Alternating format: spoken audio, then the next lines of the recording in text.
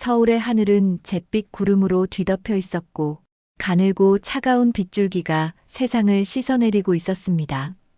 강남의 한 대형 장례식장 3층 특실에는 고인의 영정 사진을 중심으로 화환 조화가 빼곡히 놓여 있었어요. 한태식은 검은색 상복을 단정하게 입고 아내 미영의 영정 앞에서 무거운 발걸음으로 왔다 갔다 하며 조문객들을 맞이하고 있었습니다. 30년 함께한 반려자를 보내는 아픔에 그의 가슴은 찢어질 것 같았어요. 마지막 순간까지 미영의 손을 잡고 있었지만 결국 그녀는 긴 투병 끝에 눈을 감았습니다. 태식의 눈가에는 주름이 깊게 패였고 한때 검은색이었던 머리카락은 이제 흰색과 회색이 뒤섞여 있었죠. 67세의 나이에 그는 이제 홀로 남았습니다. 한 선생님, 삼가 조의를 표합니다. 정말 마음이 아픕니다. 선생님, 태식은 기계적으로 허리를 숙이며 인사를 받았습니다. 대학 동료들, 미영의 친구들, 그리고 오랜 이웃들이 하나둘 찾아와 위로의 말을 건넸어요. 하지만 그 어떤 말도 그의 마음속 구멍을 메울 수 없었습니다. 그저 의례적인 인사말이 오가는 공간에서 태식은 점점 더 고립되어 가는 느낌이었죠. 갑자기 장례식장 입구에 소란이 일었습니다. 몇몇 조문객들이 동시에 문 쪽을 향해 고개를 돌렸고 작은 탄성과 함께 수군거림이 퍼졌어요. 검은 우산을 든 경호원들 사이로 고급스러운 검은색 롤스로이스 고스트에서 한 남자가 천천히 내렸습니다. 그의 등장에 장례식장의 공기가 순식간에 달라졌죠. 180이 넘는 키에 완벽하게 재단된 검은색 수트를 입은 남자는 주변의 시선을 한 몸에 받으며 천천히 입구로 걸어 들어왔습니다. 그는 대기업 JH그룹의 회장으로 알려진 유명 인사였어요. 경제지 표지를 장식했던 얼굴, 한국에서 가장 성공한 젊은 사업가 중 한 명으로 꼽히는 사람이었습니다. 태식은 그가 누구인지 알지 못했습니다. 아내와 어떤 인연이 있었던 걸까? 혹시 미영이 생전에 후원했던 단체와 관련된 인물일까? 의아함을 품은 채 태식은 그 낯선 방문객을 지켜보았어요. 남자는 조문객들 사이를 천천히 가로질러 영정 앞에 섰습니다. 잠시 미영의 사진을 응시하던 그는 깊이 고개를 숙여 조문하고 이어서 태식에게 다가왔어요. 태식은 의례적인 인사를 준비하며 그를 맞이했습니다. 삼가 조의를 표합니다. 낮고 깊은 목소리로 남자가 말했습니다. 그리고 고개를 들자 그의 눈동자가 태식의 시선과 마주쳤어요. 그 순간 태식은 숨이 멎는 것 같았습니다. 시간이 멈춘 듯한 기분이었죠. 그 눈빛, 태식은 온몸에 전율이 흐르는 것을 느꼈습니다. 그 눈빛은 10년 전 교통사고로 잃었던 그의 아들 준호의 것과 똑같았어요. 감추려 해도 감출 수 없는 눈 밑의 작은 점, 왼쪽 눈동자에 살짝 비치는 갈색 빛깔, 그리고 무엇보다 미영을 닮은 그 깊은 눈매까지. 정중히 부탁드립니다. 이따 잠시 시간을 내주실 수 있을까요? 그가 낮은 목소리로 말했습니다. 그 목소리마저도 준호의 것과 닮아 있어서 태식은 귀를 의심했어요. 마치 과거에서 들려오는 메아리 같았습니다. 태식은 혼란스러웠지만 무의식적으로 고개를 끄덕였어요. 머릿속은 온통 질문으로 가득했습니다. 이건 현실일까? 아니면 슬픔에 잠긴 자신의 망상일까? 아내를 잃은 충격으로 환각을 보는 것일까?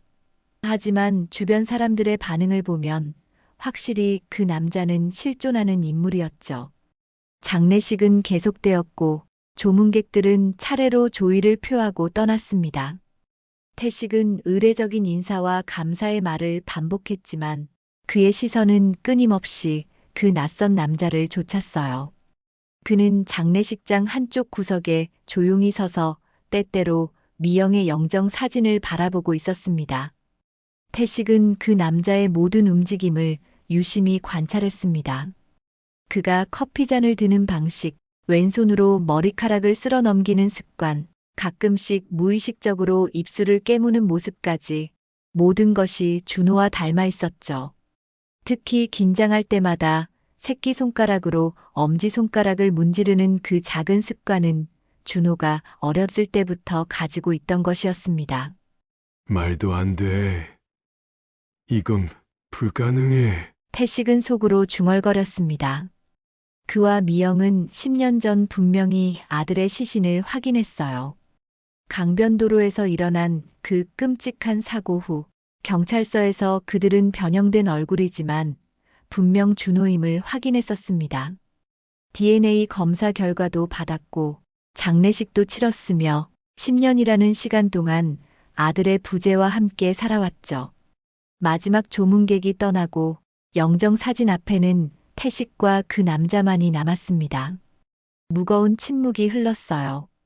밖에서는 여전히 비가 내리고 있었고 창문을 타고 흘러내리는 빗방울이 실내의 조명에 반사되어 벽에 그림자를 만들었습니다. 어디로 가면 좋을까요? 남자가 조심스럽게 물었습니다. 태식은 잠시 생각에 잠겼습니다. 집으로 가자니 너무 사적인 공간 같고 그렇다고 사람 많은 곳도 적절치 않았어요. 장례식장 근처에 조용한 카페가 있습니다. 그들은 나란히 걸었지만 대화는 없었습니다. 빗속을 걸으며 태식은 자신이 미친 짓을 하고 있는 건 아닌지 의심했어요. 낯선 사람을 따라가는 것이 위험할 수도 있었지만 그 어떤 위험도 지금 그가 느끼는 혼란과 궁금증보다 크지 않았습니다. 카페는 한산했습니다. 그들은 창가 자리에 앉았어요. 태식은 창밖으로 흐르는 빗물을 바라보며 어떻게 이 대화를 시작해야 할지 고민했습니다. 커피가 나오고 긴 침묵이 이어졌어요. 제가 준호입니다. 아버지. 그 남자가 마침내 입을 열었습니다. 단 한 문장이었지만 그 말은 태식의 세계를 뒤흔들었어요. 태식의 눈에서 분노의 불꽃이 타올랐습니다. 10년간의 슬픔, 그리움, 후회가 한순간에 분노로 변했죠. 장난하지 마시오. 내 아들은 10년 전에 죽었소. 태식의 목소리는 떨렸고 주먹은 무의식적으로 꽉 쥐어졌습니다. 그는 자리에서 일어나려 했어요. 이런 잔인한 장난을 더 이상 들을 필요가 없었습니다. 아내의 장례식 날 이런 식으로 상처를 주다니. 그러자 그 남자는 재빨리 주머니에서 무언가를 꺼냈습니다. 손바닥 위에 놓인 것은 작은 은반지였어요. 반지에는 정교하게 새겨진 3개의 이니셜이 있었습니다. 한태식, 임미영, 그리고 한준호의 이니셜이었죠. 태식은 그 자리에 얼어붙었습니다. 그 반지는 미영이 준호의 26번째 생일에 특별히 주문 제작해서 선물했던 것이었어요. 가족의 연결을 상징하는 오직 준호만이 가지고 있던 특별한 반지. 준호는 그 반지를 늘 목에 걸고 다녔고 시신과 함께 묻혔다고 생각했습니다. 어떻게 이게 가능한 거지?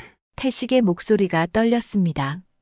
그는 반지를 건네받아 손가락으로 천천히 만졌어요. 반지 안쪽에는 영원한 우리 가족이라는 문구가 새겨져 있었습니다. 태식은 이 작은 금속 조각이 불러일으키는 감정의 파도에 압도되었어요. 10년 전의 기억들이 물밀듯이 밀려왔습니다. 준호의 16번째 생일 파티. 미영이 신비로운 미소를 지으며 작은 보석함을 건넸던 순간. 반지를 보고 기뻐하던 준호의 얼굴. 그리고 이제는 모두 과거가 되어버린 그 행복했던 순간들. 미영이 준호에게 반지를 주며 했던 말이 귓가에 맴돌았습니다. 이 반지는 엄마와 아빠의 사랑이 항상 너와 함께한다는 증표야. 어디에 있든 무슨 일이 있든 우리는 항상 하나야. 남자는 태식의 감정적인 동요를 존중하듯 조용히 기다렸습니다. 그의 눈에도 눈물이 고여 있었어요. 마침내 태식이 고개를 들자 남자는 깊은 한숨을 내쉬었습니다. 말씀드릴 이야기가 많습니다. 그가 떨리는 목소리로 말했습니다.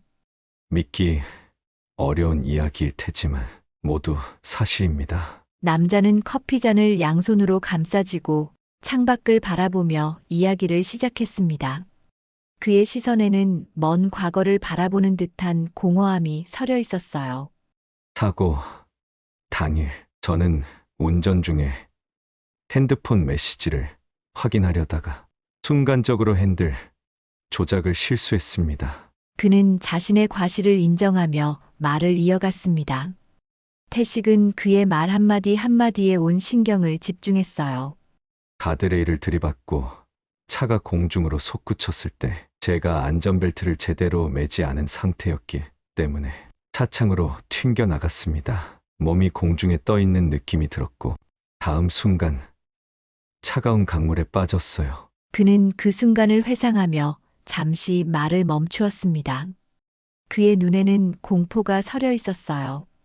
물속에서 의식을 잃었고 그 후의 일은 저도 제대로 알지 못합니다. 제가 나중에 들은 바로는 한강 하류에서 어떤 사람들이 저를 발견했다고 해요. 태식은 그 이야기가 사실일 수도 있다는 가능성을 조금씩 받아들이기 시작했습니다. 준호의 사고 당시 경찰 보고서에는 차량이 강변도로에서 한강으로 추락했다는 내용이 있었어요. 그리고 시신은 며칠 후에야 발견되었죠. 저를 발견한 건 중국인 밀수업자들이었습니다. 남자의 목소리가 더 낮아졌습니다. 그는 주변을 살피듯 시선을 돌리더니 더 가까이 몸을 기울였어요. 그들은 한국과 중국 사이에서 불법 물품을 운반하는 일을 하고 있었습니다. 강변에서 반쯤 죽어가는 저를 발견했을 때 그들은 제 주머니에서 지갑과 신분증을 훔쳤어요. 그리고 그는 잠시 말을 끊고 깊은 숨을 들이마셨습니다. 그들은 제가 죽었다고 생각했던 것 같아요. 하지만 어떤 이유에서인지 저를 그냥 두지 않고 배에 실었습니다. 아마도 병원에 데려가면 질문을 받게 될까 두려웠던 것 같아요. 어쨌든 그들이 훔친 제 소지품은 차 안에 남아있던 시신과 함께 발견된 겁니다. 태식은 입을 열었다 다시 다물었습니다. 그가 말하는 시신, 그럼 누구의 것이었을까? 그리고 DNA 검사 결과는 어떻게 설명할 수 있을까? 지금 하시는 생각 알고 있습니다. 남자가 태식의 혼란을 읽어낸 듯 말했어요. 저도 그 의문에 대한 답을 찾는데 몇 년이 걸렸습니다. 나중에 알게 된 사실인데 그날 저와 같은 시간에 비슷한 사고가 있었다고 해요. 그리고 그 사고로 세상을 떠난 사람의 시신이 제 차에서 발견된 것 같습니다. 정확한 이유는 아직도 모르겠지만 태식은 고개를 저었습니다. 하지만 DNA 검사 결과 그 부분이 제가 가장 이해하기 어려운 부분입니다. 남자가 인정했어요. 제 추측으로는 어쩌면 검사 샘플이 뒤바뀌었거나 검사 과정에서 오류가 있었을 가능성이 있습니다. 아니면 그는 말을 잇지 못했습니다. 둘 다 그 가능성을 생각하고 싶지 않았어요. 의도적인 조작이 있었을 수도 있다는 것. 어쨌든 그들은 저를 중국으로 데려갔습니다. 산둥성의 한 작은 어촌 마을이었어요. 의식을 되찾았을 때 저는 완전히 기억을 잃은 상태였습니다. 제 이름도 가족도 한국에서의 삶도 기억하지 못했어요. 태식은 그 상황을 상상해 보려 했습니다. 낯선 땅에서 언어도 통하지 않고 자신이 누구인지도 모른 채 깨어난 아들. 그 공포와 혼란은 어떠했을까요? 처음 2년은 그 마을에서 어부들을 도우며 살았습니다. 그들은 저를 한국에서 온 아이라고 불렀죠. 托你的福，我学到了中文。 중국어도 천천히 배웠고 새로운 삶에 적응해 갔어요. 하지만 항상 무언가 빠져 있다는 느낌이 들었습니다. 꿈에서는 자주 보이는 얼굴들, 들리는 목소리들, 그게 바로 아버지와 어머니였던 거예요. 남자의 눈에서 눈물이 흘러내렸습니다. 그는 재빨리 손등으로 닦아냈어요. 5년이 지나서야 제 이름을 기억해냈습니다. 어느 날 아침 꿈에서 깨어났을 때 갑자기 나는 한준호다라는 생각이 머릿속을 스쳤어요. 그리고 그 순간부터 조금씩 기억이 돌아오기 시작했습니다. 처음에는 조각조각 흩어진 퍼즐 같았지만 점점 더 많은 기억이 돌아왔어요. 태식은 상상조차 할 수 없는 그 경험에 말문이 막혔습니다. 그의 아들이 살아있다면, 그동안 그들이 슬퍼하고 있는 동안 준호는 혼자서 그런 고통을 겪고 있었던 걸까요? 왜 그때 연락하지 않았니? 태식은 분노와 슬픔이 뒤섞인 목소리로 물었습니다. 그의 두 눈은 충혈되어 있었고 책상 모서리를 쥐는 손가락이 살짝 떨렸어요. 준호는 태식의 시선을 온전히 마주치지 못한 채 입술을 깨물며 답했습니다. 두려웠습니다. 부드럽게 떨리는 목소리에 억눌린 눈물이 비어져 나올 듯했죠. 제가 돌아갔을 때 가족들이 저를 받아들일지 너무 늦었다고 생각했어요. 잠시 어색한 정막이 흘렀습니다. 장례식장 밖에서는 빗물이 고였던 곳들이 조금씩 말라가고 있었고 바람이 창문을 흔들어대는 소리가 들렸어요. 그러나 방 안 분위기는 여전히 어둡게 가라앉았죠. 태식은 처연한 표정으로 아들을 바라봤습니다. 아내 미영이 떠나간 지 얼마 되지도 않았는데 살아 돌아온 준호가 눈앞에 있다는 사실이 여전히 믿기지 않았습니다. 그는 마음속 깊은 곳에서 울컥 치솟는 감정을 애써 억누르려는 듯 천천히 숨을 골랐어요. 정말 너가 돌아오지 않은 이유가 그것뿐이었냐? 태식은 낮은 음성으로 다시 물었습니다. 그 안에는 서운함과 분노, 그리고 아들을 다시 보게 된 기이한 안도감까지 뒤섞여 있었죠. 준호의 눈에는 눈물이 고였습니다. 제가 있었던 곳에서 불법적인 일에 연루되었습니다. 그가 갑자기 소매를 걷어보이자 팔에 새겨진 긴 흉터가 눈에 들어왔어요. 밀수업자들이 저를 이용했고 그들의 협박에서 벗어나기 위해 도망쳐야 했어요. 방 안 공기는 더 무거워졌습니다. 태식의 시선이 그 흉터에 고정되자 준호는 저도 모르게 주먹을 꽉 쥐었습니다. 이건 그들이 남긴 상처입니다. 그는 한 번 더 숨을 삼키며 입술을 떨었어요. 가족에게 위험이 미칠까 두려웠습니다. 준호의 목소리는 거의 울먹이는 톤으로 바뀌었죠. 그는 아버지 앞에서 끝내 감정을 억누르지 못하고 고개를 떨구었습니다. 태식은 한동안 아무 말도 하지 않았습니다. 긴 침묵 끝에 그는 아들의 흉터를 가만히 바라보다가 작게 한숨을 내쉬었어요.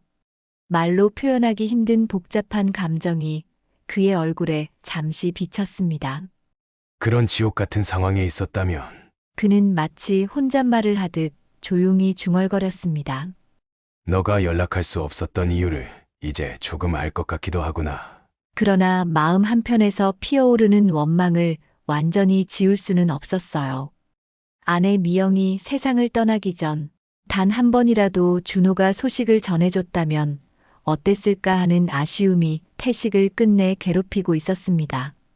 준호 역시 그 아쉬움을 이미 감당하고 있을 테니 태식은 더 말을 잇지 않았습니다.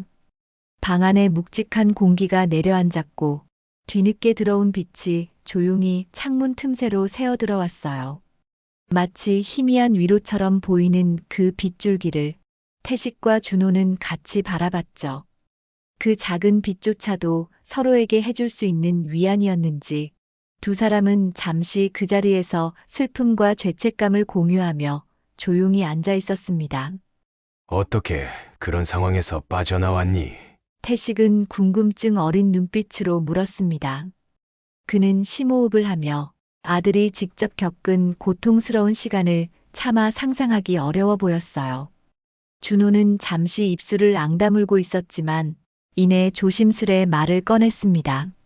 우연히 만난 한 사업가가 저를 도와주셨습니다. 그는 상념에 잠긴 듯 먼 기억 속을 헤집으며 옅은 미소를 지었어요. 그분은 제 상황을 이해하고 새 신분을 만들어 주셨어요. 준호의 말에 태식의 눈이 조금 크게 떠졌습니다. 제가 불법 조직에 얽혀 있던 터라 정상적인 방법으로는 빠져나올 길이 없었습니다. 잠깐의 침묵이 흘렀어요. 바깥에서 부는 바람이 창문을 흔들자 빗물을 머금은 나뭇가지들이 부딪히는 소리가 들렸습니다.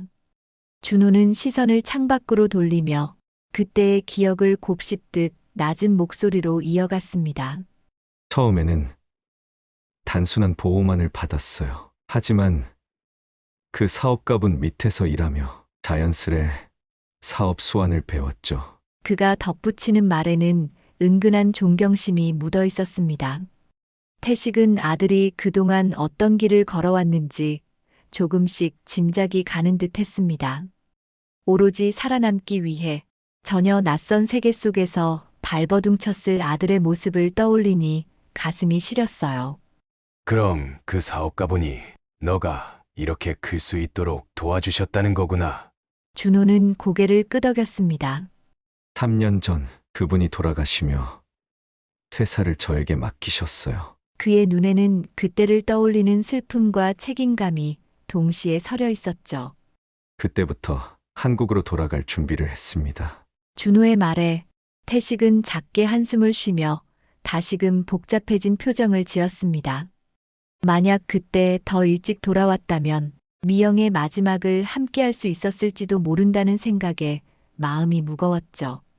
준호는 태식의 반응을 살피다 고개를 숙이며 작게 목소리를 더했습니다.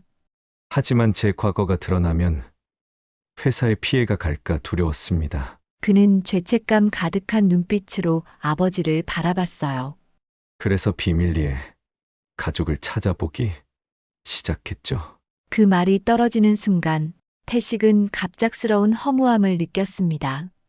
아들은 이미 3년 전부터 가족을 찾으려 노력하고 있었는데 정작 가족들은 그 사실을 조금도 알지 못했던 거니까요. 너가 그 사업가분을 만나지 않았다면 아직도 불법 조직에서 벗어나지 못했을 수도 있겠구나. 태식은 잠시 아들을 물끄러미 바라보았습니다. 살아있는 존재가 되어 돌아온 준호가 놀랍고 또 안쓰럽기도 했어요. 준호의 눈길은 먼 곳을 향해 있었습니다.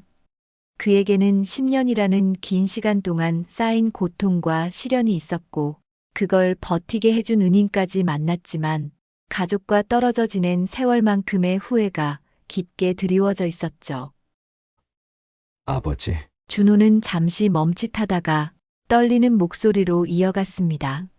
그분이 저를 살려주지 않았다면 저는 진작에 세상을 떠났을 겁니다. 태식은 깊은 안도의 숨을 내쉬었어요. 한편으로는 미영이 살아있었다면 이 이야기를 듣고 어땠을지 궁금했죠. 분명 눈물로 준호를 안아주며 자신의 아이를 살려준 사람에게 감사 인사를 전했을 겁니다. 둘 사이에는 잠시 적막이 흘렀어요.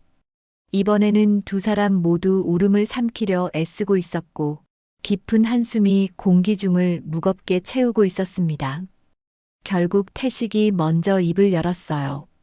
너가 살아있어줘서 정말 다행이다. 그의 목소리는 너무 작아 준호가 고개를 들어 확인해야 했을 정도였죠. 준호는 그 말을 듣고 눈을 질끈 감았습니다. 가슴 한구석에서 뜨겁게 솟아오르는 울분과 안도, 그리고 미안함이 한꺼번에 터질 듯 했어요. 그러나 그 순간만큼은 아버지의 그 한마디가 10년간 갈라져 있던 시간을 조금이라도 메워주는 것처럼 느껴졌습니다. 그런데 어떻게 어머니의 부고를 알았니? 태식의 의심이 가시지 않았습니다. 그는 준호가 대답하기 전 혹시 누가 미리 연락을 해줬던 건 아닌지 궁금했어요. 준호는 깊은 한숨을 내쉬며 대답했습니다. 2년 전부터 사람을 고용해 가족을 지켜봤습니다. 그 말이 떨어지자 태식의 눈이 살짝 흔들렸어요. 아들이 그렇게라도 가족을 확인하고 있었다는 사실이 놀라움과 안도감을 동시에 불러일으켰습니다. 어머니가 암 진단을 받으셨다는 소식도 그렇게 들었어요. 준호는 말끝을 흐리며 다시 한번 참았던 눈물을 삼키려 애썼습니다. 태식의 얼굴에는 복합적인 감정이 어른거렸죠. 용기를 내서 찾아가려 했지만 어머니가 저를 보시면 충격으로 건강이 더 나빠질까 두려웠습니다. 준호의 목소리가 갈라졌어요. 그는 말을 하다가 잠시 숨을 고르는 듯 고개를 숙였습니다. 그래서 몰래 최고의 의사들을 보냈지만 이미 너무 늦었더군요. 그 말을 들은 태식의 가슴이 아파왔습니다. 아내 미영이 그토록 힘든 투병을 해왔을 때 아들은 뒤에서라도 돕고 있었다는 사실을 이제야 알게 됐죠. 준호의 어깨가 흔들렸습니다. 감당하기 힘든 후회가 폭발하듯 터져 나올 것 같았어요. 어머니의 마지막을 함께하지 못했다는 것이 제 평생의 후회가 될 것입니다. 태식은 아무런 말도 하지 않았습니다. 방 안은 정적에 휩싸였고 가끔씩 들리는 시계 초침 소리가 유난히 크게 느껴졌죠. 고요함 속에서 두 사람은 어머니이자 아내였던 미영에 대한 그리움을 각자 조용히 삼키고 있었습니다. 준호는 마침내 몸을 돌려 창문 너머를 바라봤습니다. 어두운 구름이 조금씩 흩어지고 있었지만 마음속 구름은 쉽게 거치지 않을 듯했어요. 더 일찍 왔더라면 어머니가 제 소식을 조금이라도 빨리 아셨으면. 그의 목소리는 점점 작아졌습니다. 태식은 아들의 뒷모습을 가만히 지켜봤습니다. 10년이라는 시간은 그를 완전히 다른 사람으로 만들었지만 어깨가 떨리고 있는 모습은 예전 그 아이와 조금도 다르지 않았죠. 슬픔에 잠긴 준호의 실루엣이 오히려 이 사람이 정말 우리 아들이구나 하는 확신을 짓게 만들어 주었습니다. 너도 힘들었겠구나. 태식이 작게 중얼거렸어요. 그는 한숨을 뱉으며 고개를 떨궜습니다. 지난 10년 동안 가족들이 서로를 잃어버린 채 살아왔다는 사실이 다시 한번 무겁게 다가왔죠. 준호는 더 말하지 않았습니다. 그저 창문 너머로 펼쳐진 잿빛 하늘과 어느덧 가늘어지던 빗줄기를 본 채로 시선을 고정했어요. 아버지 앞에서 모든 진실을 이야기했지만 마음 한구석에 남은 미련과 후회는 쉽게 사라지지 않았습니다. 태식도 마찬가지였습니다.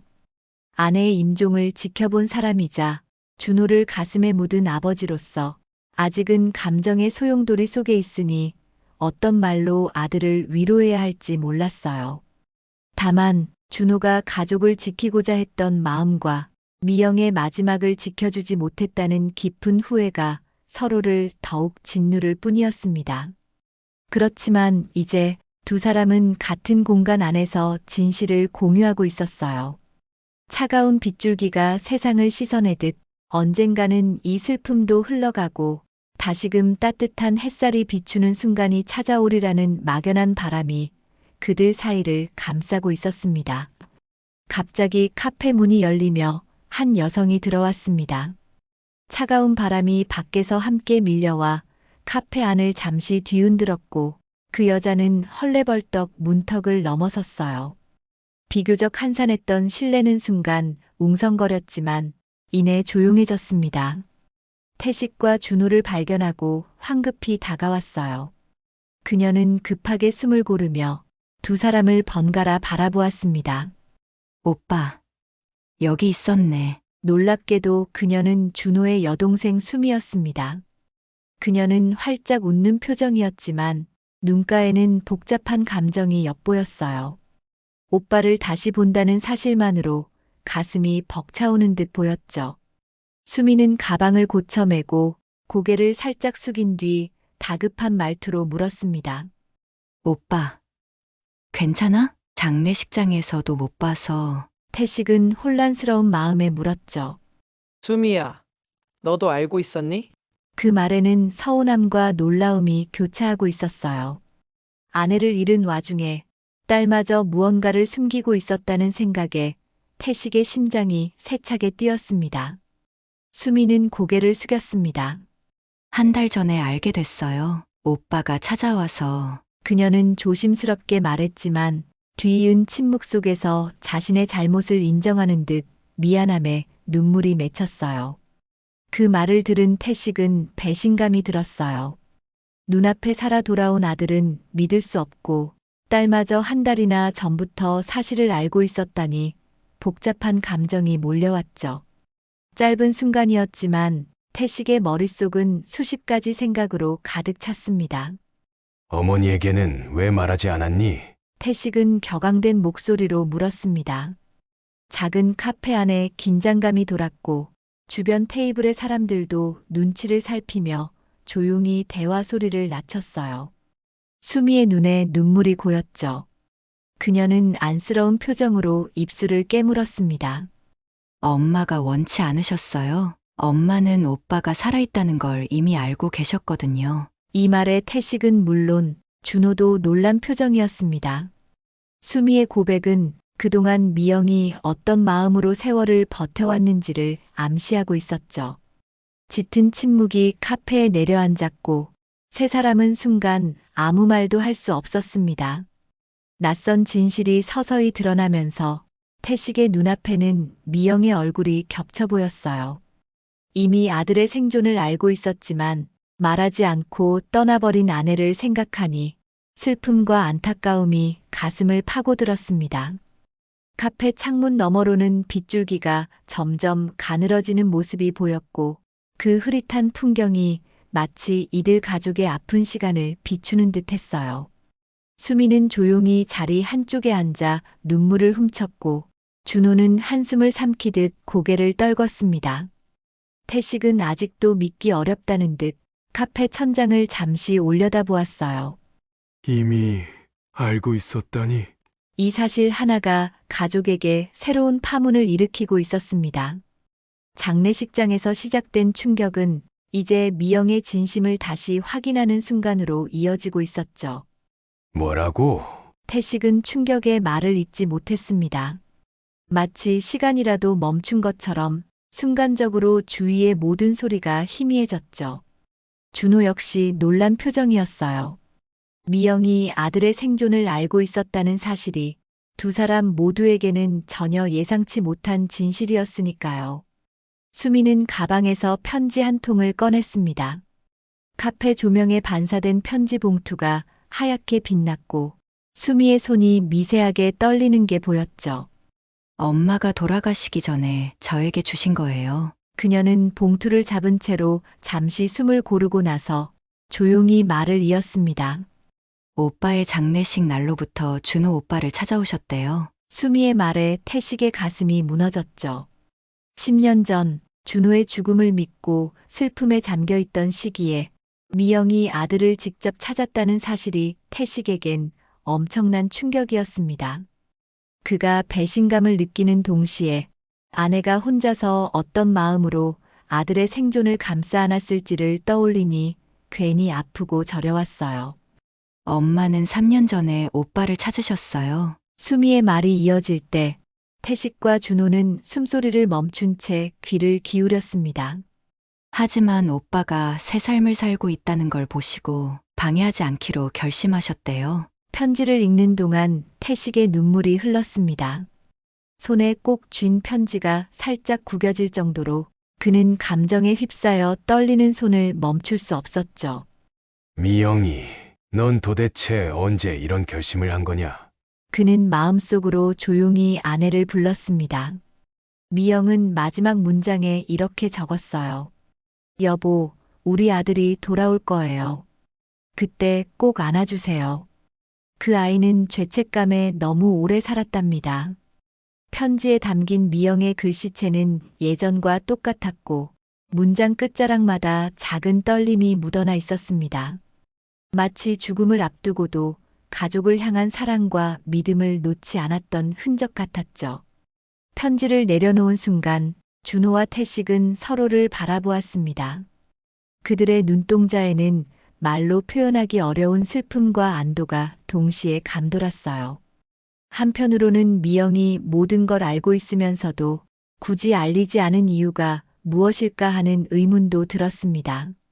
그러나 그 의문은 곧 미영의 편지 속 문장으로 풀렸죠. 그 아이는 죄책감에 너무 오래 살았답니다. 어쩌면 미영은 아들이 새 삶에 적응하는 것을 지켜보고 싶었고 태식이 받을 상처까지 헤아려 직접 말을 꺼내지 않은 채 기다렸을지도 몰랐습니다. 그리고 30년 만에 처음으로 아버지와 아들로서 서로를 끌어안았어요. 준호가 조심스럽게 다가오자 태식은 아무 말 없이 아들의 어깨를 감쌌죠.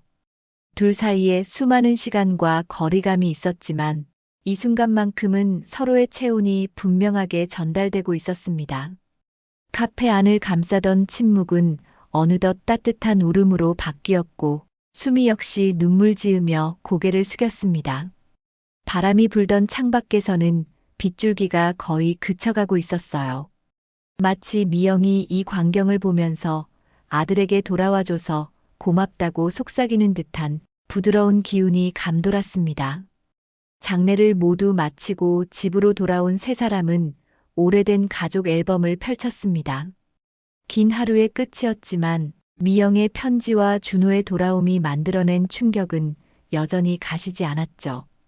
거실 탁자 위에는 미영이 생전 좋아하던 꽃병이 놓여 있었고 그 옆에 조명을 은은하게 켠 스탠드가 따뜻한 빛을 비추고 있었습니다. 수미는 와인을 따르며 웃었어요. 엄마는 항상 준비가 되어 있었어. 그녀가 말할 때 목소리는 살짝 떨렸지만 표정만큼은 밝아 보였어요. 아마도 오빠가 돌아온 사실이 기쁨으로 다가오는 것 같았죠. 수미는 서랍에서 작은 상자를 꺼냈습니다. 은은한 조명 아래서 상자의 표면이 반짝였고 태식과 준호는 동시에 그 상자를 바라봤어요. 엄마가 오빠를 위해 매년 생일 선물을 사두셨어요. 그 한마디는 세 사람의 마음을 절절히 흔들었습니다. 상자 안에는 10개의 작은 포장된 선물이 있었습니다. 하나하나 정성스레 포장된 모습에 미영이 매년 어떤 마음으로 이를 준비했을지 상상이 됐죠. 준호의 손이 떨렸어요. 첫 번째 선물을 열자 고급 만년필이 나왔습니다. 카드에는 내 아들의 26번째 생일을 축하해라고 적혀 있었죠. 단정한 필체와 함께 작은 하트 모양이 그려져 있었는데 그 하트 속에 엄마가 항상 널 사랑한다라는 느낌이 담겨 있는 듯 보였습니다. 준호는 참았던 눈물을 터뜨렸습니다. 수십 번 삼키려 했던 울음이 결국 이 한 줄의 문구 앞에서 무너져 내렸어요. 어머니는 저를 한 번도 포기하지 않으셨군요. 그는 만년필을 꼭 쥐고 조용히 흐느꼈습니다. 태식은 가슴이 찢어지는 순간이었어요. 옆에서 손으로 얼굴을 감싸며 눈물을 훔치다가 이내 앨범 속 사진들을 바라봤죠. 거기에는 어린 준호가 미영 곁에서 활짝 웃고 있는 장면, 가족이 함께 여행을 갔던 장면이 그대로 담겨 있었습니다. 사진마다 미영의 손길이 묻어나는 애정이 번져 있었어요. 어쩌면 미영은 준호가 자신의 장례식에 올 것이라는 것까지 알고 있었는지도 모릅니다. 그녀는 모든 것을 미리 대비하듯 아들이 돌아올 자리를 조용히 만들어 놓았던 셈이었죠. 태식은 그 사실을 깨닫자 마음 한구석에서 미영의 따뜻한 웃음소리가 들려오는 것 같았습니다. 수미는 남은 포장 상자를 하나씩 꺼내 보여주었어요. 그 안에는 책지갑, 목도리 등 준호의 나이에 맞춰 꼼꼼히 준비된 선물들이 가득했죠. 그건 미영이 매년 아들이 살아있을 것이라고 믿으며 마치 보물처럼 쌓아둔 시간이었습니다. 거실의 시계가 밤늦은 시각을 알렸지만 세 사람은 아무도 잠들고 싶지 않았어요. 이 순간 서로의 슬픔과 기쁨을 함께 느끼며 미영의 빈자리를 조금씩 채워가는 느낌이었기 때문이었죠. 오랫동안 닫혀있던 가족 앨범은 이제 다시 펼쳐지고 미영이 남긴 마음은 세 사람을 조용히 묶어주고 있었습니다. 준호는 두 눈 가득 눈물을 머금은 채 앨범 속 사진을 한 장씩 넘겨봤어요. 어머니가 이렇게까지 준비해 두셨다니. 그는 다시 한번 흐느꼈지만 이번에는 조금 전과 달리 감사함과 안도감이 섞인 울음이었습니다. 태식은 조용히 준호의 어깨를 감싸며 작게 중얼거렸습니다. 내 어머니는 너를 언제까지고 기다렸지. 우리 미영이가 참 대단한 사람이었어. 그 말은 곧 수미도 준호도 모두 공감하는 말이었죠. 창밖으로는 바람이 한결 잔잔해져 밤하늘에 별이 희미하게 깜빡이는 모습이 비쳤어요. 그 별 사이를 헤치고 미영의 시선이 내려오고 있는 듯한 환상이 잠시 지나갔습니다. 그것이 환상이든 아니든 가족들은 서로를 향한 포옹과 눈물로 미영이 남긴 마지막 선물을 함께 나누고 있었어요. 다음 날 준호는 자신의 회사로 태식을 초대했습니다. 이번에는 아침부터 맑은 하늘이 펼쳐졌고 도심 고층 건물들의 유리창이 햇빛을 받아 반짝였어요. 준호가 직접 태식을 모셔가기 위해 차를 보냈고 태식은 오랜만에 정장을 꺼내 입고 거울 앞에 섰습니다. 아내 미영의 장례 이후 이런 차림새로 어딘가를 가는 게 낯설었지만 아들과 함께 시간을 보낼 생각에 복잡하면서도 미묘한 감정이 교차했죠. 화려한 빌딩 앞에서 멈췄죠. 준호가 안내해준 주소는 서울에서도 손꼽히는 고급 업무지구의 중심에 자리 잡은 초고층 빌딩이었습니다. 엘리베이터 홀로 들어설 때 안에서 일하는 직원들은 다들 깔끔한 복장에 바쁘게 움직이고 있었어요. 태식은 익숙지 않은 분위기에 살짝 긴장감을 느꼈지만 준호의 손짓에 따라 빌딩 외벽에 설치된 안내 스크린을 거쳐 지하 주차장으로 내려갔습니다. 아버지, 제가 이룬 모든 것을 보여드리고 싶습니다. 자랑스러운 표정으로 말했어요. 준호는 아버지의 반응을 살피면서도 어딘가 긴장한 기색이 엿보였습니다. 10년 넘게 떨어져 지낸 후 처음으로 자신이 일궈낸 성공을 직접 보여주는 순간이니까요. 회사 직원들은 준호를 보며 공손하게 인사했습니다. 각 부서 임원으로 보이는 사람들은 머리를 숙여 회장님, 안녕하십니까? 하고 인사를 건넸고 복도에서 마주친 직원들도 잽싸게 목례했죠. 태식은 아들이 이렇게 많은 이들의 존경과 의지를 받고 있다는 사실에 새삼 놀랐습니다. 화려하게 꾸며진 로비에 들어섰을 때 곳곳에는 대형 스크린과 예술품들이 배치되어 있었어요. 로비 중앙에 놓인 조형물은 곡선으로 이뤄진 현대미술 작품이었는데 준호가 직접 작가를 지원해 만든 것이라는 설명이 붙어 있었습니다. 태식은 그 안내판을 잠시 들여다보며 이곳이 단순한 회사 이상의 의미를 지니고 있음을 느꼈죠. 그의 비서가 다가와 귓속말을 했죠. 회장님, 중국 측에서 온 중요한 전화가 있습니다. 그녀는 영어와 중국어가 섞인 서류를 안고 있었고 시급해 보이는 표정이었습니다. 준호는 잠시 긴장한 표정을 지었어요. 얼굴에 희미한 걱정이 비쳤지만 태식이 옆에 있다는 걸 의식하며 곧 미소를 되찾았습니다. 아버지, 잠시만 기다려 주시겠어요? 그가 사무실로 들어갔습니다. 태식은 넓은 통유리로 된 회장실이 펼쳐진 광경에 잠시 놀랐어요. 깨끗이 정돈된 책상, 규모가 상당해 보이는 회의 테이블, 그리고 넓은 소파가 놓인 응접 공간 등이 한눈에 들어왔죠.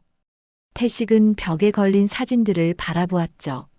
방 안에는 준호가 해외 사업을 진행한 흔적이 담긴 사진들이 줄지어 있었고 그중 하나는 10년 전 준호의 장례식 사진이었습니다. 검은 리본이 달린 영정, 장례식장 한편에 앉아 오열하는 태식과 미영의 모습이 그대로 찍혀 있었죠. 태식은 그 사진을 보는 순간 가슴이 콱 막히는 느낌이 들었습니다. 그리고 그 옆에는 한 중년 남성의 사진이 있었어요. 사진 아래에는 나의 은인, 장 회장님이라고 적혀 있었습니다. 사진 속 남자는 따뜻한 미소를 짓고 있었고 준호 곁에서 어깨 동무하듯 서 있는 모습이 인상 깊었죠. 태식은 바로 이 인물이 아들을 구해줬다는 사업가가 아닐까 생각했습니다.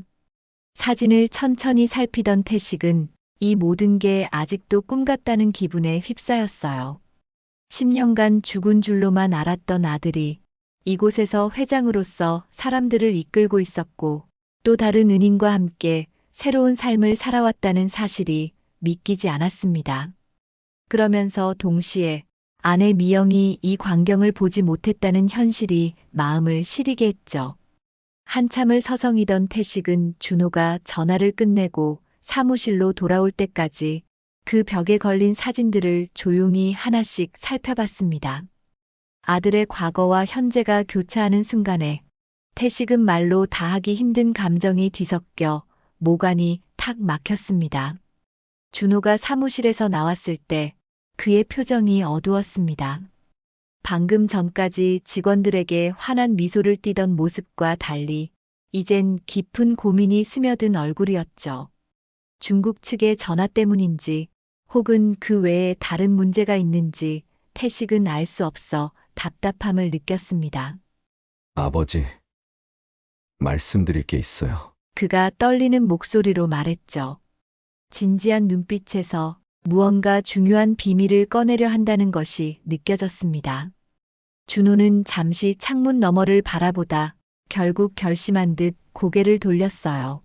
저를 구해준 사업가 장 회장님은 사실 어머니의 옛 애인이었습니다.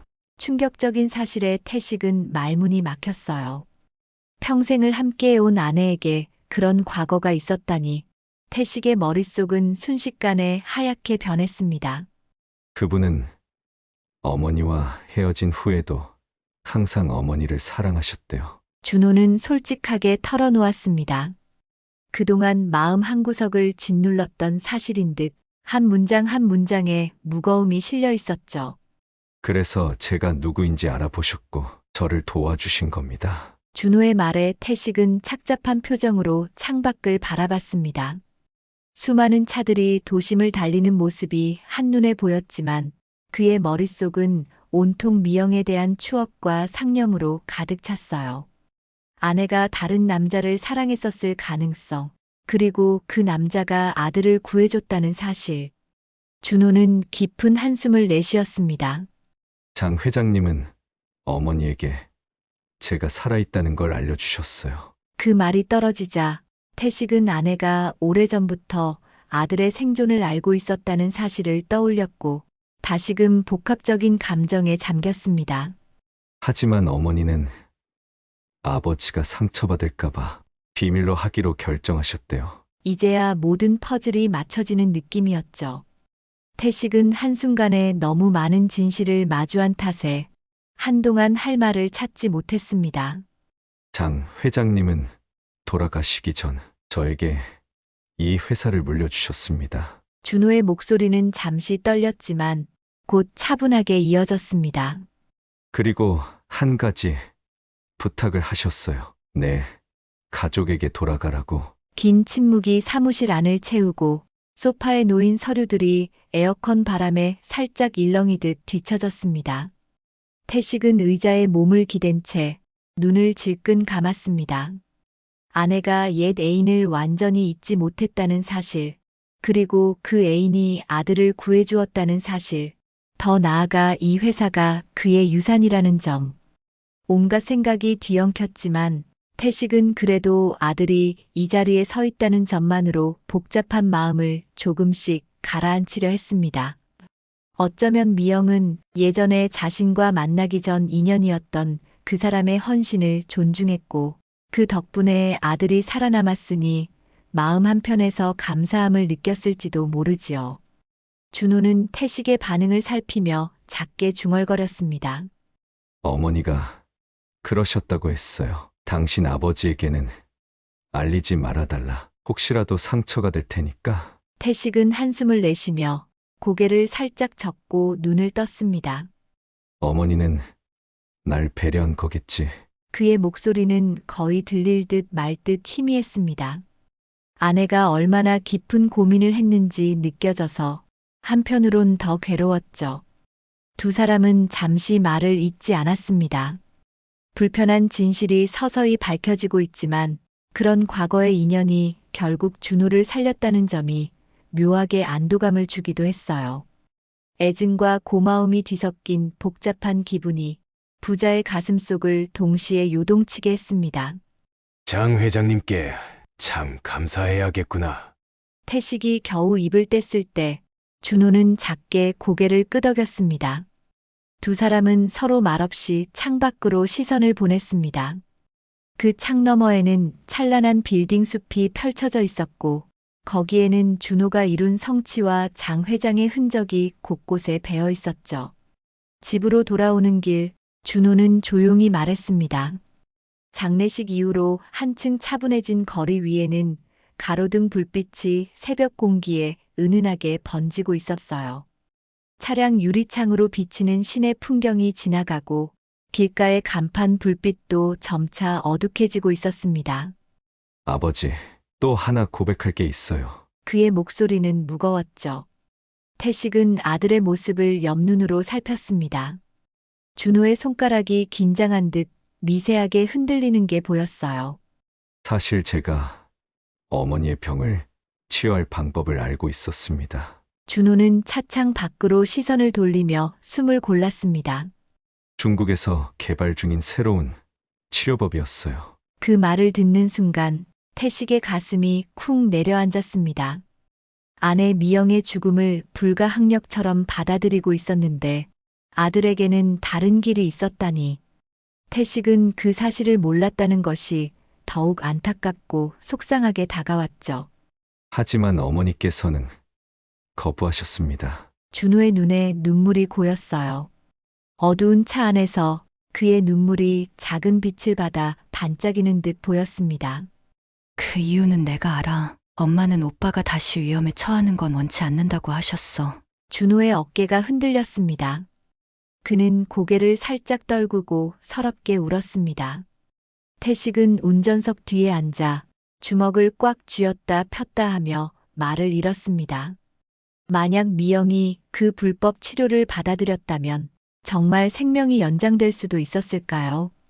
그렇지만 그녀는 그런 선택을 하지 않은 채 아들을 보호하기 위해 스스로 죽음을 받아들였다고 생각하니 가슴이 미어졌죠.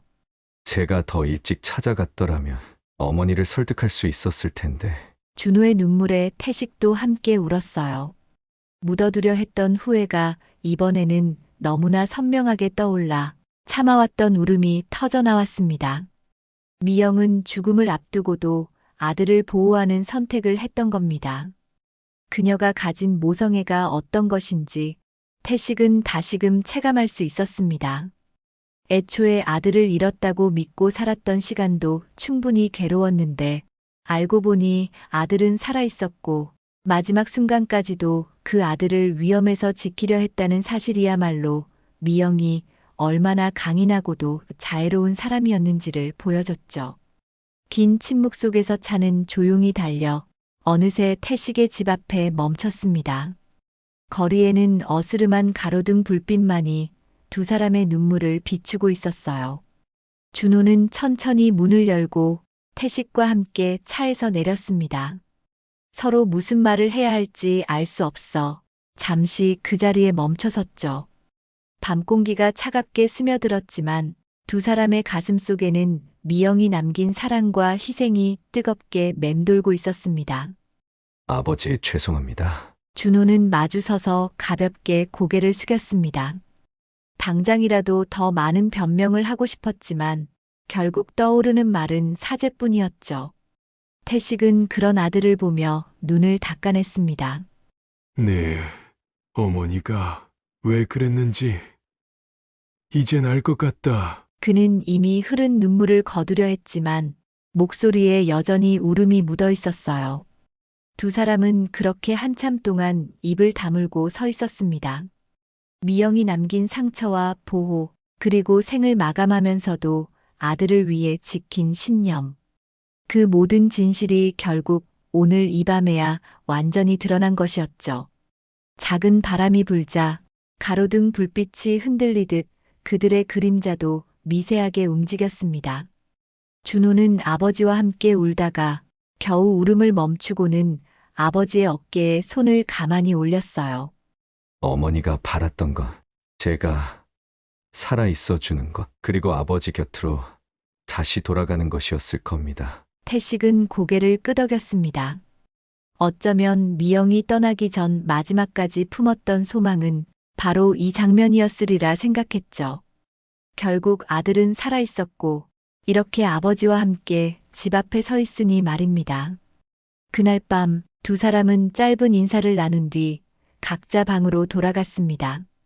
하지만 쉽게 잠들지 못했죠. 미영의 모습이 머릿속에서 떠나지 않았고 특히 그녀가 마지막까지 불법 치료를 거부한 이유를 생각하면 더욱 마음이 아파왔습니다. 이제는 되돌릴 수 없으나 적어도 미영이 남긴 사랑을 가슴에 품고 살아가겠다는 의지를 태식과 준호 둘 다 조용히 다짐했어요. 비록 아내와 어머니는 없지만 그녀가 지키고자 한 아들과 남편은 이제 함께 미래를 바라볼 수 있게 되었으니까요. 미영의 49제를 준비하는 동안 준호는 어머니의 다이어리를 발견했습니다. 장례 후에도 미처 치우지 못했던 짐들과 책장 사이를 정리하던 중 낡은 표지가 눈에 들어왔어요. 다이어리에 묶여있던 리본은 이미 빛이 바랜 상태였고 모서리는 닳아서 해진 흔적이 있었습니다. 아버지, 이것 좀 보세요. 그가 떨리는 목소리로 불렀어요. 서재 한 구석에 앉아있던 태식은 천천히 일어나 준호가 가리키는 쪽으로 갔습니다. 다이어리를 직접 본 태식의 눈이 살짝 흔들렸죠. 미영이 살던 방에서는 가끔 일기나 메모 같은 흔적이 발견되곤 했지만 이렇게 두껍고 오래된 다이어리가 남아있을 줄은 몰랐습니다. 다이어리에는 미영이 매일 준호에게 쓴 편지가 가득했습니다. 표지를 열어보니 첫 장부터 깔끔한 손글씨가 빼곡히 적혀 있었어요. 초반에는 희미하게 번진 잉크도 보였는데 아마 미영이 쓰면서 눈물을 흘린 날이 많았을 거라고 짐작할 수 있었죠. 어머니가 날 위해 이렇게까지 매일 편지를 쓰셨다니. 준호의 음성은 떨렸고 목울대가 가끔씩 끽끽 소리를 낼 만큼 감정이 고조되어 있었어요. 그는 한 페이지 한 페이지를 넘기면서 마치 미영이 살아있는 것처럼 그 목소리를 상상했습니다. 마지막 페이지에는 놀라운 내용이 적혀 있었죠. 내 아들아, 너가 장례식에 올 것을 알고 있단다. 내 장례식이 우리 가족을 다시 하나로 모을 기회가 되길 바란다. 마치 미영이 미래를 내다본 것 같았어요. 그 문장은 준호의 심장을 세차게 때렸습니다. 어머니가 언젠가 자신이 돌아올 거라고 확신한 듯 매일매일 기도하듯 글을 썼다는 사실에 준호는 무릎을 꿇고 흐느꼈습니다. 어머니는 항상 한 발 앞서 계셨어요. 준호는 다이어리를 꼭 붙든 채 그대로 뺨에 눈물을 흘리며 몸을 떨었습니다. 태식은 옆에서 조용히 손을 얹어 아들을 다독였어요.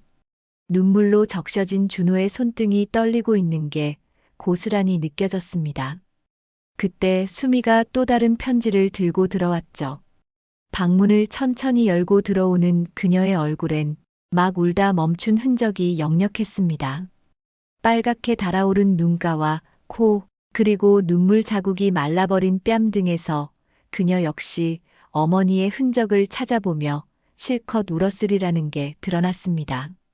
이건 엄마가 오빠에게 직접 전해주라고 하신 거야. 수미는 한숨을 내쉬며 편지를 건넸습니다.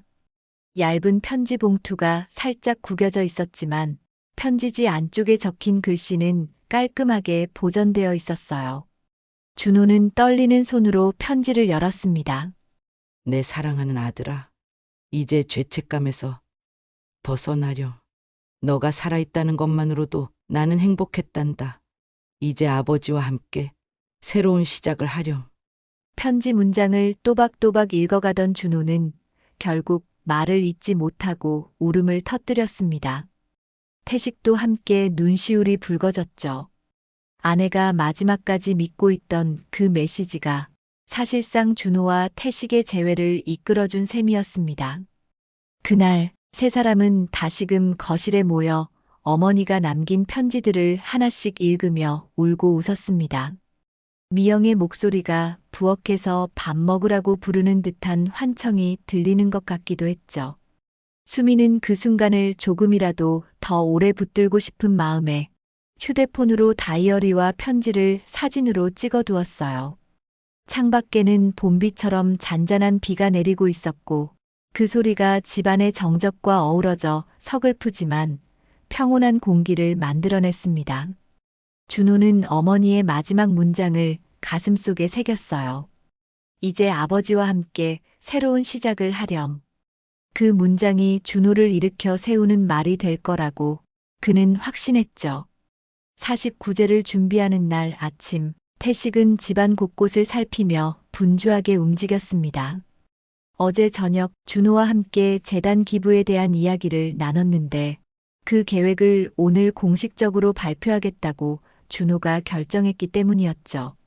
갑작스럽게 잡힌 기부 발표 행사였지만 미영의 49제와 함께하려는 아들의 뜻을 태식은 존중하고 싶었습니다. 수미 역시 새벽부터 와서 살림을 거들고 있었고 마당 한편에는 화환과 추모용 국화꽃이 준비되어 있었어요. 집안은 이른 시각부터 분주한 발소리로 가득 찼습니다. 준호가 후원단체 관계자들을 모셔오기로 했고 여러 명의 지인이 미영의 49제에 참석해 줄 예정이라 그 규모가 결코 작지 않을 듯 보였습니다. 아버지, 준비는 거의 다 되셨나요? 준호가 수화기 너머에서 물었습니다. 태식은 짧게 대답했어요. 그래. 너희 도착하면 바로 의식부터 진행하지. 전화기 건너로 들리는 준호의 목소리엔 결의에 찬 기색이 묻어 있었지만 약간의 떨림도 함께 느껴졌습니다. 아들과의 통화를 마치고 수화기를 놓은 태식은 문득 미영의 모습을 떠올렸습니다. 내가 살아있는 동안 당신이 없을 줄이야. 그가 혼잣말로 중얼거리자 공기 중에 맴도는 정적이 가슴 한구석을 시리게 파고들었습니다. 그래도 한편으로는 준호가 미영의 빈자리를 조금이나마 메워주고 있다는 안도감이 들었죠. 아들의 존재는 이제 태식에게 있어 다시 시작할 힘을 건네는 큰 버팀목이 되고 있었습니다. 시간이 흘러 집 안팎으로 사람들이 모이기 시작했습니다. 과거에 미영이 봉사활동을 하며 알게 된 후배들, 오래된 친구들, 그리고 준호가 관계를 맺고 있던 기업인들과 의료단체 관계자들도 하나둘씩 찾아왔죠.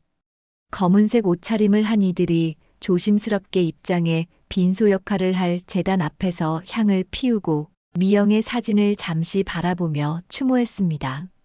한 선생님, 오랜만이에요. 미영의 대학 동창이라는 여성이 다가와 태식에게 조심스레 인사를 건넸습니다.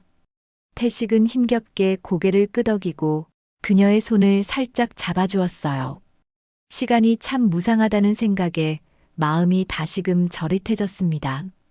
하지만 오늘만큼은 아내를 위해 준비한 자리이니 슬픔을 억누르고 행사를 무사히 치러야 한다고 스스로 다짐했죠. 곧이어 준호가 도착했습니다. 검은 양복에 단정한 넥타이를 맨 준호는 행사장으로 쓰인 마당 입구에서부터 사람들에게 인사하며 안으로 들어왔습니다. 뒤따르는 수미는 새하얀 국화를 들고 있었고 그녀 역시 왠지 모르게 눈가가 붉어져 있었어요.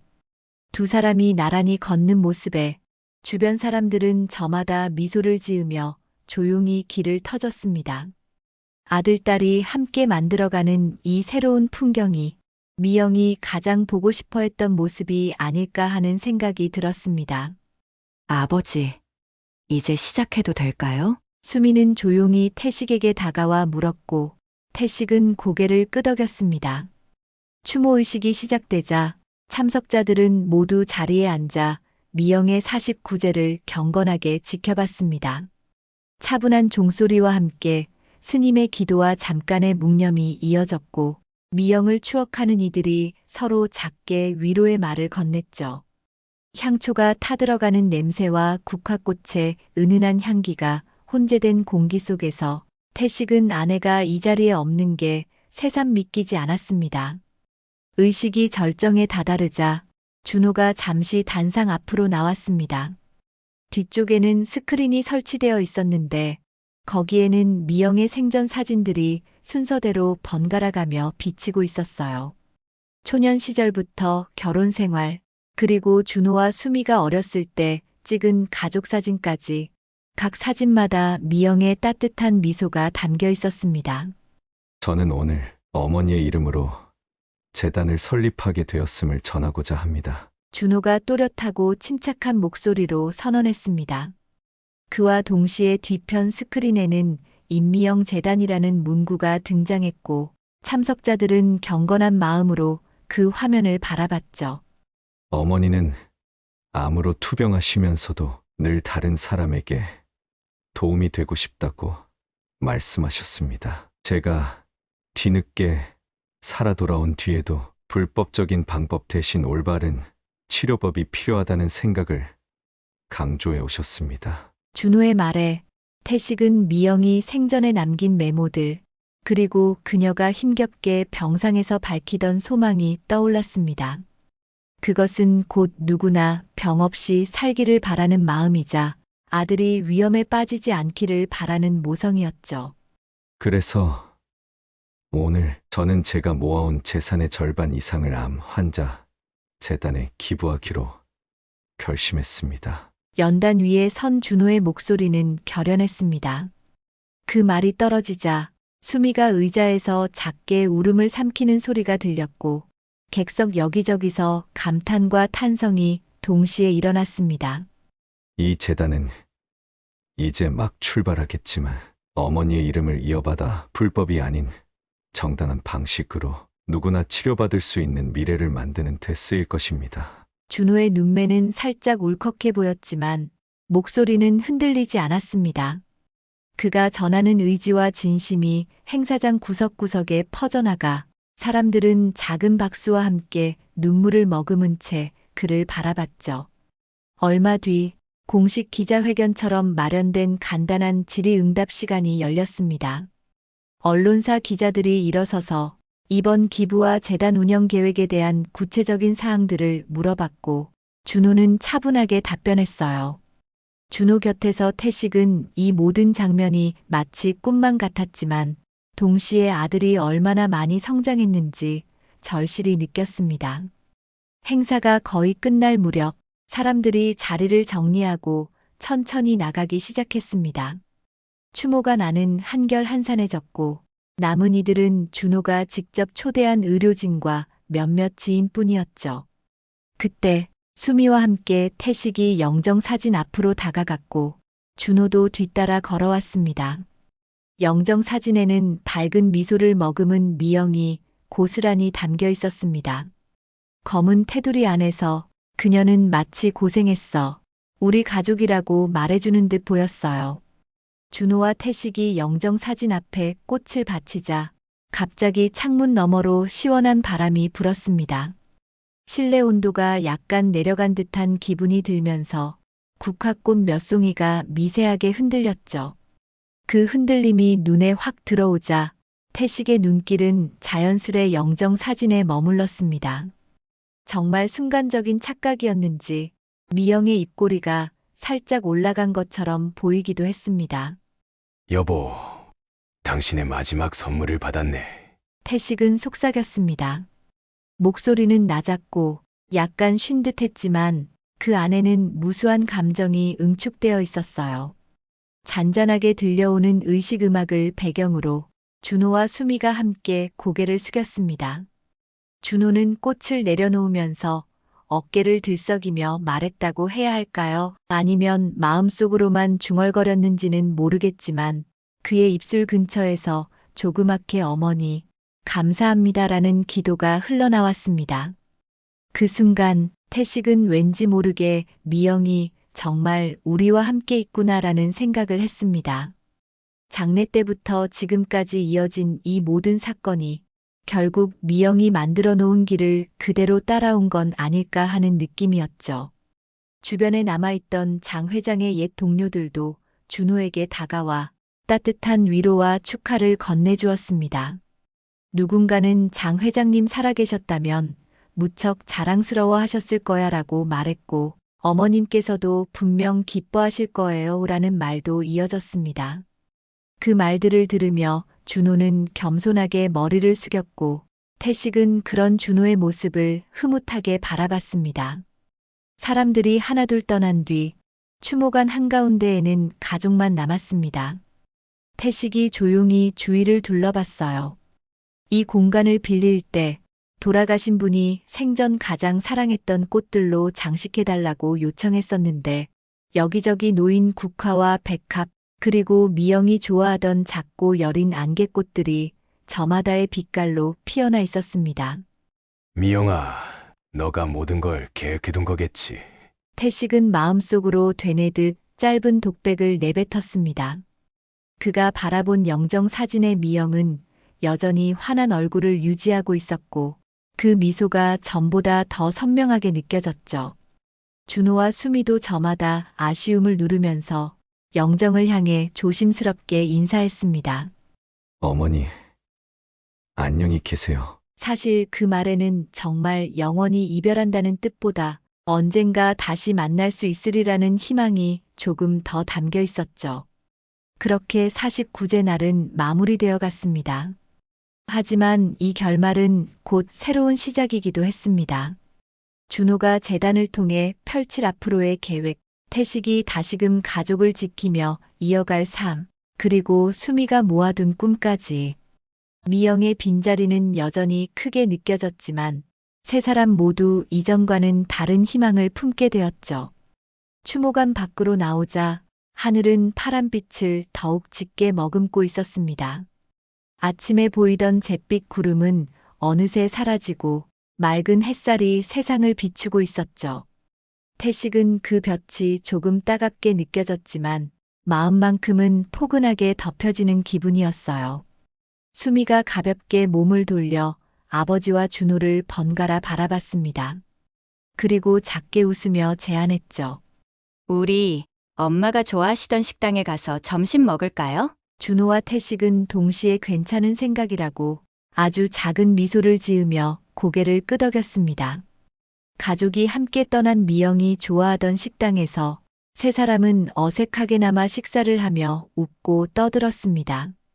울컥해져서 갑작스레 눈물을 흘리는 순간도 있었지만 그 눈물에는 슬픔만이 아니라 아련한 그리움과 깊은 안도가 동시에 스며 있었어요. 정확히 말하자면 이미 이들은 미영이 바라던 모습을 완성해가고 있는지도 몰랐습니다. 죽은 줄 알았던 아들이 돌아오고 깊은 비밀들이 드러난 끝에 맞이한 49제. 그날을 기점으로 그들은 한 발 더 앞으로 나아갈 결심을 하게 되었죠. 그 결심은 곧 미영이 남긴 유산이자 선물일 테고 앞으로도 삶의 지침이 되어줄 거라는 사실을 서로 느끼고 있었습니다. 어머니, 고마워요. 이제 저희는 잘 살겠습니다. 준호가 조용히 중얼거렸을 때 태식도 작은 목소리로 속삭였어요. 그래, 여보, 우린 잘 지낼게. 누구에게도 들리지 않았지만 아마 미영이 가장 듣고 싶었던 말이었겠지요. 장례식장에서부터 이어진 기나긴 상흔이 이젠 한결 아물어가고 있었습니다. 미영이 꾸려놓은 이 모든 계획과 가르침, 그리고 아들을 살려냄으로써 지키고자 했던 가족의 의미는 앞으로도 태식과 준호, 그리고 수미가 걸어갈 길에 언제까지나 빛이 되어줄 거였습니다. 그날 오후 식당에서 나와 각자 차에 올라타 집으로 돌아가는 길목. 차창 밖으로 스치는 햇살과 바람이 어쩐지 특별해 보였어요. 아마 미영이 남긴 마지막 선물은 여기서 끝이 아닌 평생을 함께할 또 다른 시작을 열어준 것이겠지요. 세상은 여전히 빠르게 돌아가고 어느 때처럼 바쁜 일상 속으로 가족을 끌고 가겠지만 49제를 마친 그 순간만큼은 모든 것이 잠시 멈춘 듯 고요하고 따뜻했습니다. 그리고 그 고요한 순간에 여보, 당신의 마지막 선물을 받았네. 고마워. 라는 태식의 말은 영정 사진 속 미영의 미소를 조금 더 환하게 만들어주는 작은 비밀이 되었습니다.